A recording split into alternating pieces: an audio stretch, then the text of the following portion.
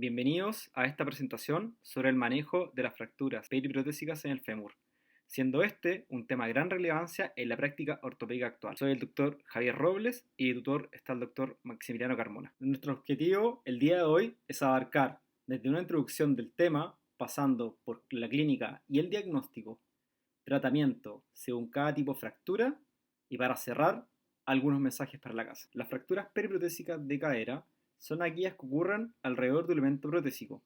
Estas son una complicación devastadora tanto en términos personales como económicas al país y la cual se presenta que está en aumento. Este aumento es debido al envejecimiento de la población, asociado a avances tecnológicos y mejor acceso a la atención médica, lo que ha conllevado a aumentar la indicación en artroplastías de cadera. La incidencia es variable según los distintos tipos de reportes, los cuales van desde una artroplastía primaria de los rangos de 0,1 al 11% y cifra que puede aumentar hasta un 18% cuando se trata de una revisión. En los Estados Unidos, esta es la tercera causa de revisión, con un 17,6%, comparándose incluso con las infecciones, solo superada por el aflojamiento aséptico y la inestabilidad, y la mortalidad al año es cercana al 11%, siendo un riesgo de recuperación del orden de un 12%, lo que refleja su relevancia. El gráfico de la izquierda es una proyección efectuada del año 2000 hasta el 2060, en base a datos de Medicare y Medicaid que son de Estados Unidos. Entre el 2000 y el 2019, el volumen anual estimado de una artroplastía de cadera aumentó en un 177%. En este tiempo, una tasa de crecimiento anual del 5,2%. El modelo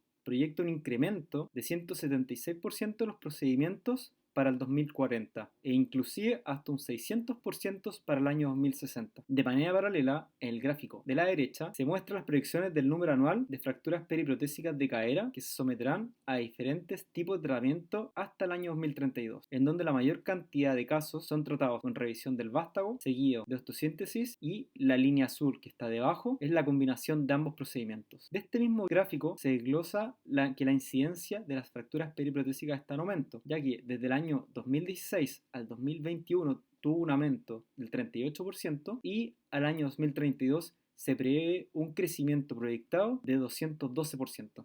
Las fracturas periprotésicas se pueden dividir primariamente según su localización o secundariamente según su cronicidad. En el caso de su localización, puede ser que sean del fémur o del acetábulo, donde la gran mayoría son de causas femorales, siendo que van del 0,1 al 11%, y en el caso del acetábulo bajan a la cifra de 0,07%. En relación a la cronicidad, pueden ser tanto en el intraoperatorio o el postoperatorio, donde en ambas el porcentaje son mayores tanto en revisión, inclusive llegando hasta un 18%. Y del tiempo de aparición en el caso de las postoperatorias varía entre 20 a 63 meses. Ahora llegamos a la pregunta de por qué es importante conocer sobre las fracturas periprotésicas de fémur. En un estudio retrospectivo en un centro de traumatología del nivel tipo 1, en la revista Musculoskeletal Surgery, analizan tanto los costos económicos como los resultados clínicos asociados al tratamiento de las fracturas periprotésicas, en donde se observaron que un total de 117 pacientes con una media de 79 años y donde la mayoría de las fracturas se agrupaban en una clasificación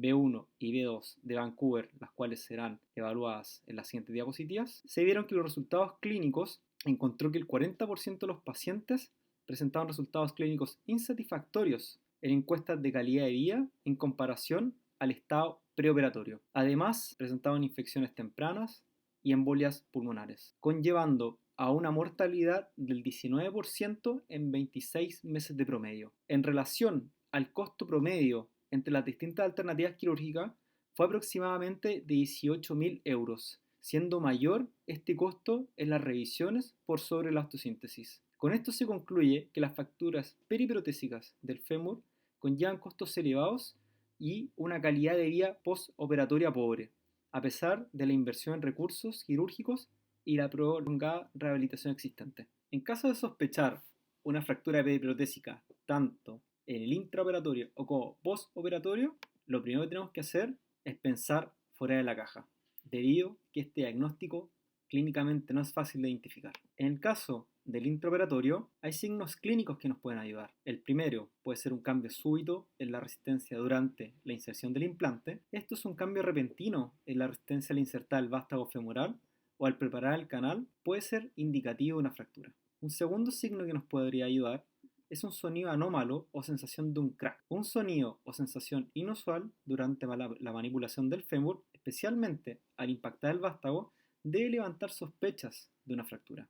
Otro signo puede ser un desplazamiento inesperado del implante. Si en el caso que el implante avanza inesperadamente durante la inserción, esto puede sugerir que la cortical se ha comprometido. Y un cuarto signo, que puede ser una visualización directa, siempre que sea posible, se debe visualizar el área de fractura sospechosa durante la cirugía para confirmar o descartar la presencia de una fractura. En el caso, en su contraparte, de que sea una sospecha en el postoperatorio, hay varios signos también que nos pueden orientar.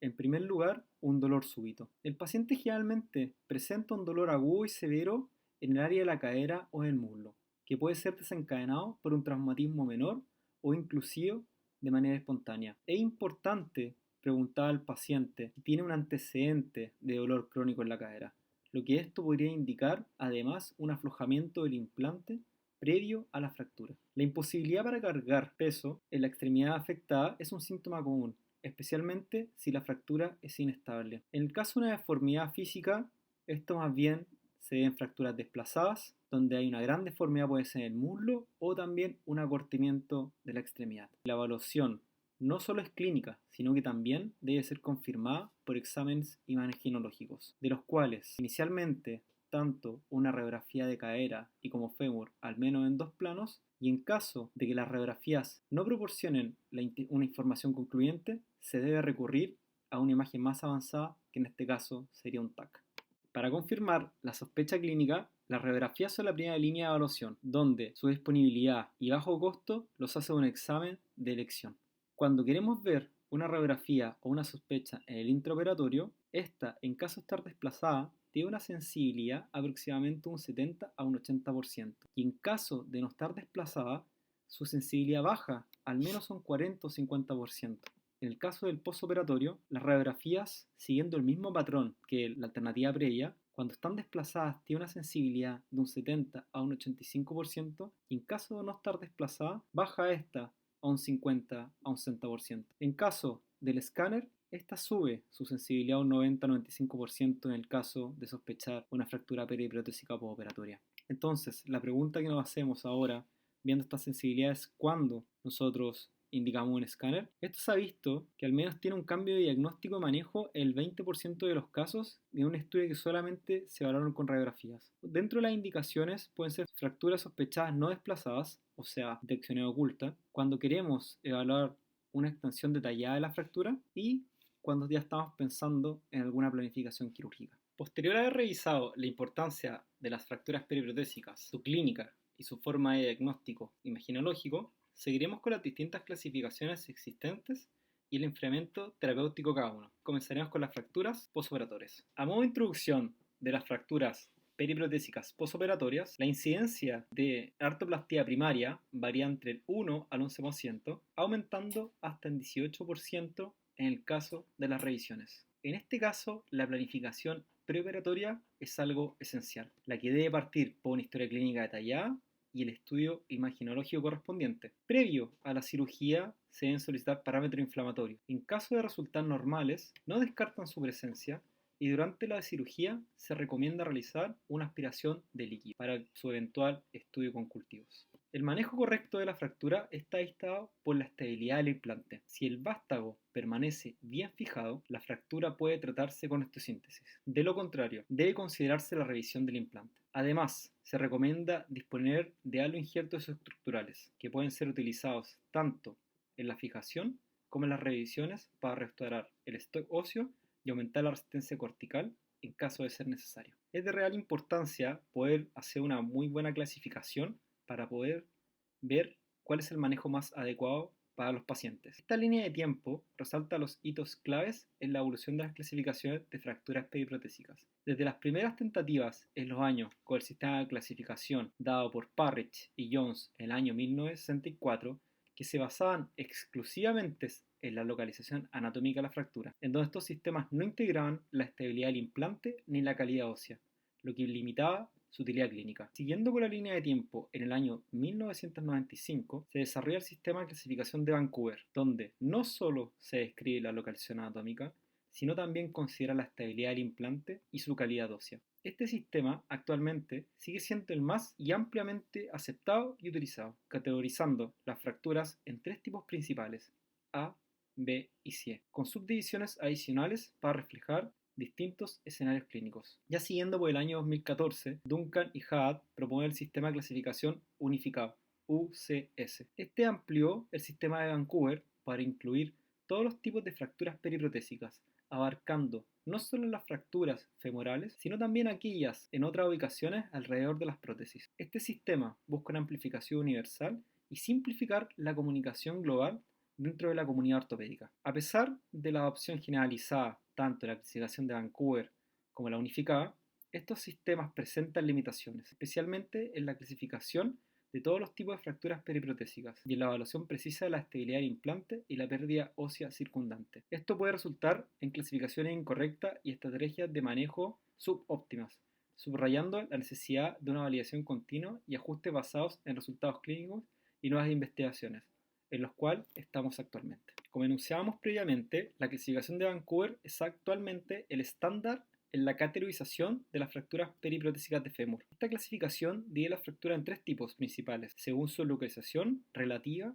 al implante. Las tipo A, las trocantéricas, donde está la tipo trocánter mayor y trocánter menor. Tipo B, alrededor del vástago femoral, con subtipos B1, B2 y B3, los cuales serán detallados más adelante. Y tipo C, los distales al vástago. Este enfoque permite guiar de manera efectiva las decisiones quirúrgicas. Este sistema, como decíamos previamente, ha demostrado ser un sistema altamente confiable, tiene una validez robusta y una alta concordancia inter e intraobservador. Existen estudios que han demostrado que la clasificación de Vancouver facilita una comunicación clara entre los clínicos, estandariza los enfoques de tratamiento y ayuda a predecir los resultados quirúrgicos. Sin embargo, a pesar de sus amplias aplicaciones, la clasificación de Vancouver ha mostrado algunas limitaciones, particularmente en la evaluación de la estabilidad del implante en ciertos tipos de fractura, tanto al comparar la tipo B1 versus la tipo B2 y B3 y en las consideraciones de tecnologías de implantes más modernos, lo que sugiere la necesidad de ajustes y refinamientos continuos para mantener su relevancia clínica. El sistema de clasificación de Vancouver se ha expandido hacia el sistema de clasificación unificado, que es aplicable a todas las articulaciones principales y tiene una validez robusta y una alta concordancia también intra e interobservador. Este sistema guía el tratamiento quirúrgico basado en la estabilidad del vástago y la pérdida ósea. La clasificación de Vancouver, a diferencia de esta, fue validada utilizando tipos más antiguos de vástago cementado y es menos confiable para vástagos no cementados. Además, no cuenta factores relacionados con el paciente, como comorbilidades médicas, requerimientos funcionales o expectativas del paciente, y solo sirve para una guía general. En este caso, como ustedes pueden apreciar en el dibujo, va siguiendo la misma línea de la clasificación de Vancouver, donde las tipo A son en relación a los trocánter, las tipo B van en relación al implante, C distal al implante, y acá se agrega la tipo D, la tipo E y la tipo F, de las cuales van a ser enunciadas una por una en las siguientes diapositivas. Seguiremos enfocándonos ahora en el manejo de cada subtipo de fractura mediante el sistema de clasificación unificado. En relación a las fracturas tipo A, estas fracturas suelen ser estables. En caso de las fracturas de trocante mayor subtipo AG, la migración proximal del fragmento de menos de 2 centímetros debe tratarse de manera conservadora, manteniendo al paciente en descarga y evitando la abducción activa de la cadera durante un periodo de reposo de al menos de 6 a 12 semanas. Las indicaciones quirúrgicas incluyen migración proximal de más bien de 2 o a 2,5 centímetros según la guía donde uno la lea, de los cuales también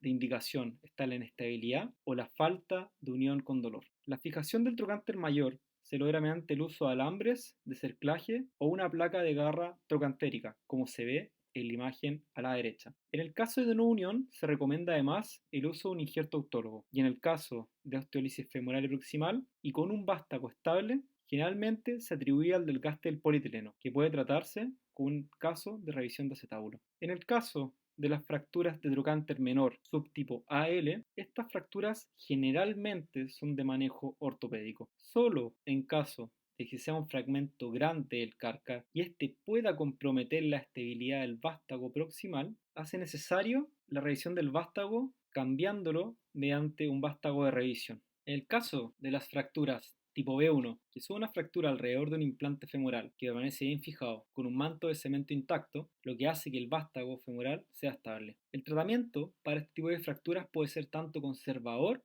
o tratamiento quirúrgico.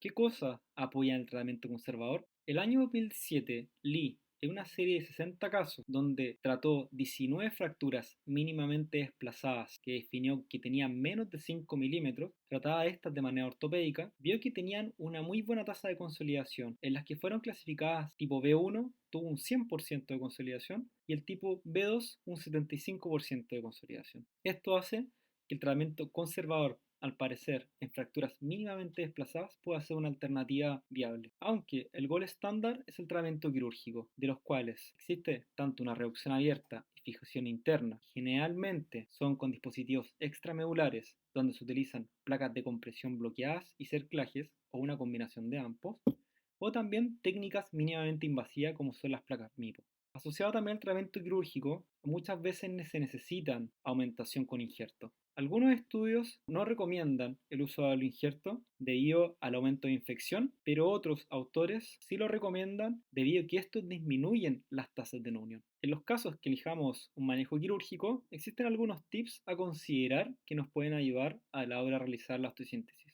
Lo primero es que exista una fijación idealmente cortical.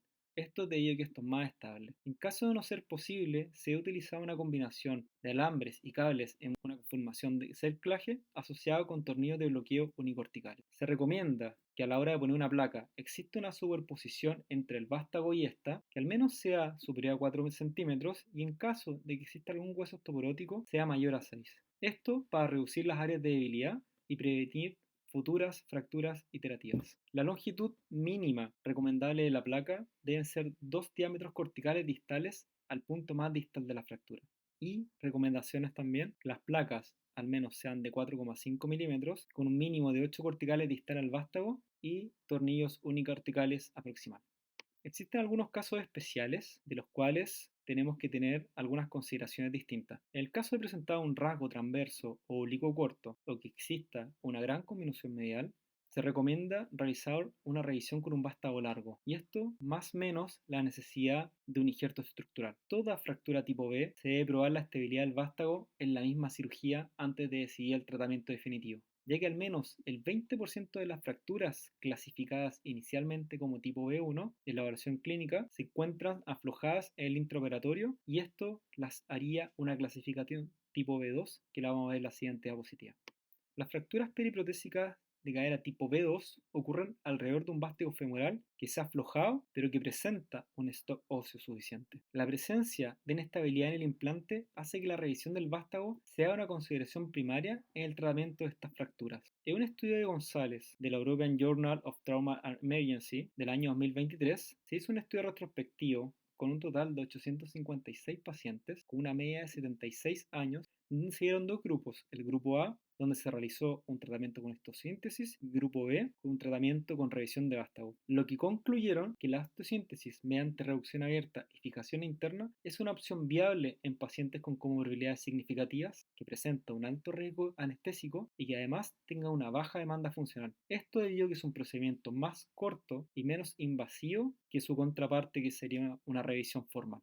El problema de esto es que presenta una tasa de reintervención más alta, llegando a cifras del 28%, con problemas como una mala unión y la falta de estabilidad. Además, se reportan tasas de no unión superiores al 15%, versus la contraparte de las revisiones, la cual se debe colocar un vástago más largo y robusto que atraviese el sitio de la fractura, esto siendo crucial para proporcionar una estabilidad y facilitar la cicatrización ósea. La tasa de éxito de la unión en las fracturas tratadas mediante revisión es de un 94% según este estudio, con una tasa de complicaciones no significativa pero menor que la contraparte de osteosíntesis, de al menos un 22%, y una necesidad de reintervención, lo mismo, no significativa, pero disminuida en su contraparte de un total de un 10%. Esto es lo que nos dice que efectivamente tenemos las dos alternativas posibles en las clasificaciones tipo B2 y tenemos que ser juiciosos y elegir nuestro paciente según las características específicas. En el caso de las fracturas tipo B3, presentan un vástago femoral aflojado y además tienen una pérdida ósea severa en la región proximal del fémur. Este tipo de fracturas requiere un enfoque de tratamiento que no solo aborde la estabilidad del implante, sino que también se enfoque en la preservación del hueso residual. El tratamiento en este caso se basa en dos pilares. El primer pilar es la revisión del vástago femoral, mediante vástagos cónicos no cementados o prótesis de reconstrucción. Se recomienda un abordaje quirúrgico extensivo que permita una exposición adecuada del fémur. El abordaje dependerá de la cirugía previa al paciente, pero suele extenderse distal y proximalmente para mejorar la visualización y el acceso. El segundo pilar es el uso de cerclajes e injertos óseos. En caso de pérdida ósea severa, se puede utilizar cables de cerclaje para reaproximar el hueso proximal. En situaciones donde la pérdida ósea es extrema, el injerto óseo puede ser necesario para mejorar la estabilidad del implante. Existen algunas condiciones a tomar al momento de realizar una revisión. Previo a la cirugía, se debe tener un equipo necesario, a la carta para cada paciente, con el equipo necesario para tener la extracción de un hardware correspondiente y también la implantación de un nuevo tipo de prótesis. Como dijimos previamente, se recomienda un abordaje quirúrgico grande que permita la máxima exposición ósea. En casos de pérdida ósea extrema, se deben identificar y preservar las inserciones musculares alrededor del fémur proximal, utilizando suturas no absorbibles para su ratadura postoperatoria. El injerto óseo se puede utilizar para mejorar la estabilidad en áreas con gran pérdida ósea. En el caso de que el componente acetabular está bien posicionado y estable, se recomienda un cambio de liner y se puede considerar el uso de cabezas femorales más grandes o constructos de doble movilidad para aumentar la estabilidad. Versus en casos de que éste tenga una mal posición o un aflojamiento acetabular, incluso podría ser necesaria la revisión del componente acetabular. En el manejo de las tipo C, que son distales al vástago femoral, lo primero es que la fractura no compromete la estabilidad de los componentes, aunque el tratamiento de igual manera debe considerar la prótesis, aunque ésta no sea comprometida, para así minimizar el riesgo de fracturas secundarias y un step riser que sería aumentado. De elección para estas fracturas se realiza osteosíntesis con placas, las que deben ser lo más largas posibles. Es muy probable que el paciente en algún momento sufra otra caída, lo que podría llevar a una segunda fractura femoral si parte de la diáfisis se dejan desprotegidas. Biomecánicamente se demostró que una sobreposición con la placa larga, idealmente retrógrada, y el vástago asociado a cerclajes disminuye el riesgo de tener una nueva reintervención.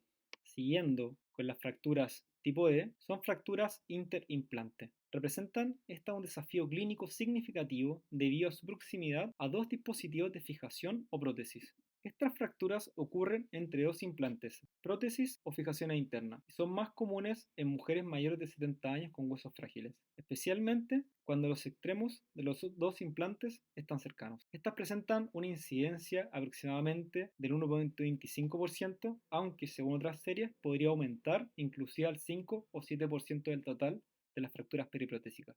En relación al tratamiento, la fijación interna con placas bloqueadas es el gol estándar. En casos más complejos, la revisión de las prótesis con la adición de placas de puenteo bloqueadas puede ser necesario. Existen varias conformaciones posibles, pudiendo ser estas entre dos prótesis, dos fijaciones internas o entre una prótesis y una fijación interna. Existe una clasificación específica que es de Pires, en donde incluye la ubicación de la fractura y la estabilidad de los implantes tanto de cadera y rodilla. Esta clasificación guía el tratamiento y a modo general se define como estable, inestable o stock óseo insuficiente. En el caso de la estable, es cuando ambos implantes son estables, se recomienda osteosíntesis con placas de tornillos bloqueados, especialmente cuando el stock óseo es adecuado. En el caso de ser inestable, esto se define como si uno de los implantes es inestable, el tratamiento puede requerir la revisión del implante inestable, a menudo en combinación con fijación interna. Y en tercer caso, de un stock óseo insuficiente, la opción más agresiva sería considerar una prótesis de revisión, especialmente con pacientes con un alto riesgo de complicaciones. En el caso de las tipo E y tipo F, que son las tipo E, son fracturas que afectan dos huesos adyacentes a un reemplazo articular. Por ejemplo, una fractura de fémur y acetábulo en una artroplastía total de cadera. El tratamiento se debe considerar la fractura en relación a cada componente. En relación a las tipo F, son fracturas que afectan una superficie articular no reemplazada que está en contacto con el implante. Por ejemplo, una fractura de acetábulo es una artroplastía parcial de cadera. Se considera el tratamiento aislado de la fractura versus la conversión a un reemplazo. Esto dependiendo del grado de desplazamiento y el estado previo de la articulación. Posterior a haber visto el tratamiento de las fracturas periprotésicas postoperatorias, vamos a pasar al tratamiento de las fracturas periprotésicas intraoperatorias. Se estima que las fracturas intraoperatorias ocurren en menos del 1% de las artroplastías cementadas y en el 5,4% de las artroplastías no cementadas de manera primaria, cifra que aumenta inclusive hasta un 20,9% en procedimientos de revisión. La mayoría de estas fracturas ocurre durante la preparación del canal femoral y la implantación del vástago, especialmente en implantes sin cemento, y estas se asocian con un mayor riesgo de fracturas periprotésicas postoperatorias y un mayor riesgo de revisión. Al momento de planificar una cirugía, se deben tener en consideración distintos factores de riesgo. Dentro de estos se encuentran los factores de riesgo modificables y los no modificables. Dentro de los factores de riesgo modificables se encuentra, primero, el uso de cemento. Los vástagos no cementados duplican el riesgo de presentar una fractura intraoperatoria, especialmente en la zona del cálcar y la diáfisis femoral. En relación al abordaje quirúrgico, distintas series apuntan que hay diferencias entre usar un abordaje versus otro, aunque el estudio de Robert, el año 2021, refiere que no presentan diferencias. En relación a ocupar tecnología más avanzada como cirugía guiada por computadora, dicen que reduce significativamente el riesgo intraoperatorio secundario que proporciona una planificación más precisa y una retroalimentación durante la misma implantación. Dentro de los factores de riesgo no modificables se encuentra el sexo femenino, de los cuales presentan casi el doble del riesgo de presentar una fractura intraoperatoria, la edad en pacientes sobre 50 años y aún más sobre 80 años, osteoporosis y morfología femoral, donde la mala calidad ósea y las anormalidades de la morfología del fémur aumentan el riesgo. Y también hay estudios donde el grado de ASA, pacientes con grado de 3 a 5, aumentan también un riesgo mayor de fractura intraoperatoria. En el caso de las clasificaciones de las fracturas intraoperatorias, se ocupa la clasificación de Vancouver, de las cuales las tipo A se ven que está la metáfisis proximal, la tipo B, donde afecta la diáfisis, que no impide la fijación del vástago largo, las tipos C, donde distala el vástago, las tipos 1, donde existe perforación cortical, tipo 2, donde son fracturas no desplazadas, y las tipo 3, donde son fracturas desplazadas. Dentro del manejo de las fracturas periprotésicas tipo A, de las cuales son las fracturas proximales metafisiarias, el caso de las fracturas A1, de las cuales son perforaciones corticales, estas son bien frecuentes y rara vez comprometen la estabilidad del implante. Por lo tanto, estas pueden tratarse con un autoinjerto, muchas veces obtenido del mismo fresado localmente, o incluso podrían ser ignoradas y simplemente observadas en tratamiento con descarga. Las fracturas tipo A2, de las cuales son lineales no desplazadas, se recomienda la utilización de cerclajes con alambre o cables alrededor de la fractura, previo a la instalación del componente definitivo, para así evitar la propagación del rasgo de fractura. En el caso de las fracturas tipo A3, que son fracturas inestables, y la conducta recomendada es cambiar el vástago por uno largo, indicadamente de anclaje diaficiario y que sobrepase el rasgo en al menos 2 diámetros de corticales. La excepción a lo anterior son las fracturas trocante mayor desplazada, en cuyo caso se aconsejaría realizar una osteosíntesis del fragmento. En el caso de las tipos fracturas B1, las perforaciones corticales pueden ser intencionales, secundarios cuando estamos fenestrando para la extracción del vástago, o una perforación cuando hacemos la extracción de tornillos, o accidentales, que estos son durante la preparación del canal a retirar el cemento. El tratamiento es cambiar el vástago por uno más largo, que sobrepase el defecto en al menos 2 diámetros corticales y preferiblemente selladas con un autoinjerto. Esto es especialmente válido en caso de involucrar la corteza lateral o anterior de la región subtrocantérica, ya que las tensiones son mayores a este nivel. Si se ha utilizado el vástago más largo disponible, pero la protección parece inadecuada, se debe añadir un injerto estructural o una placa. En el caso de las fracturas tipo B2, suelen ocurrir con la preparación del canal o la inserción de un vástago no cementado. Si el implante se encuentra estable, podemos utilizar cerclajes alrededor de la fractura, pero si se encuentra aflojado, se debe cambiar por otro vástago que permita traspasar el rasgo de fractura hacia distal en al menos 2 diámetros corticales. Dependiendo de la calidad ósea, se puede utilizar injerto para aumentar la estabilidad. Siguiendo con el manejo, están las tipo B3, que son fracturas desplazadas en relación al vástago. Estas fracturas inherentemente son inestables. Estas suelen ocurrir en escenarios de revisión durante una luxación femoral o la preparación vigorosa del canal. Esta fractura debe estabilizarse antes de implantar una prótesis de vástago largo, que van a seguir las mismas características que hemos dicho de las tipo B2. Las fracturas tipo C, En el caso de las tipos C1, si la perforación es grande y no está bien situada por debajo del vástago, esto aumentará zonas de estrés, conllevando a un mayor riesgo de fractura postoperatoria. Por lo tanto, en este caso, el defecto debe ser cubierto con autoinjerto morcerizado, obtenido del canal femoral, o al injerto. En el caso de las fracturas tipo C2, que son las lineales no desplazadas distales al vástago, el tratamiento recomendado es la osteosíntesis. Esta puede ser mediante cerclajes con alambres o cables. En caso de ser una fractura inestable o en aquellas que presenten un stock óseo deficiente, deben tratarse utilizando injertos estructurales y o placas. En el caso de las fracturas tipo C3, son fracturas desplazadas distales al vástago, de los cuales el tratamiento de este subtipo consiste en la reducción abierta y fijación interna, utilizando placas bloqueadas y cerclajes con alambres. No requieren recambio del componente femoral a menos que éste se encuentre aflojado. Para concluir esta presentación, los mensajes para la casa sobre la incidencia de fracturas periprotésicas es una patología que va en aumento. Se tiene un alto grado de sospecha al momento de diagnosticar tanto intraoperatorio como postoperatorio. El escáner es la herramienta preferida para evaluar la estabilidad del implante y la extensión de la fractura, especialmente cuando las radiografías no son concluyentes, asegurando una planificación quirúrgica precisa. En el caso de los tratamientos existe una alta variabilidad y de los cuales dependen del tipo de clasificación y también el estado de salud del paciente. Acá está la bibliografía enunciada en esta presentación. Muchas gracias.